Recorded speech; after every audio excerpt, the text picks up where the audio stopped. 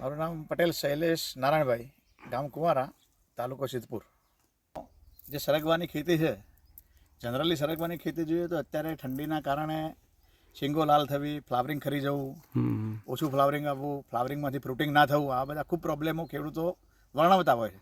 પણ અહીંયા આવીને દરેક છોડ ઉપર એટલા પ્રમાણમાં શીંગોય છે અને ફ્લાવરિંગ એટલું જોરદાર છે.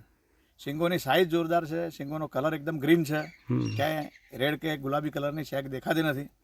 એટલે પ્રાકૃતિક ખેતીનું જે રિઝલ્ટ છે અહીંયા આવીને જોયું તો મને ખૂબ આશ્ચર્ય પામે એટલું જોરદાર રિઝલ્ટ છે.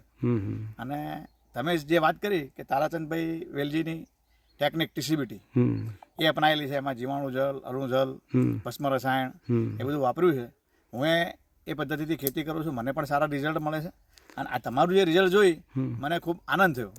હવે તમને મેં બાજુમાં જ મારો જ પ્લોટ છે કેમિકલનો, એમાં અને પ્રાકૃતિક નેચરલ ફાર્મિંગ બેમાં શું તફાવત લાગ્યો? બાજુના પ્લોટમાં જોયું તો આટલી હાઇટ પણ નથી છોડની, ફ્લાવરિંગ ને ફ્રૂટિંગ આટલું નથી અને છોડ એકદમ પીળાશ પડતા છે.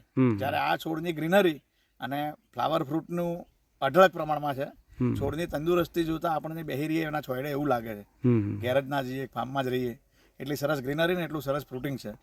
એટલે હું દરેક ખેડૂત મિત્રોને એ જ કહેવા માગું છું કે કામરાજભાઈની સલાહ સૂચનથી પ્રાકૃતિક ખેતીમાં આગળ વધી પ્રકૃતિનો બચાવ, ભારત માતાનો બચાવ, જમીનનો બચાવ, આપણા હેલ્થનો બચાવ અને આપણી આર્થિક સમૃદ્ધિનો વધારો થઈ શકે.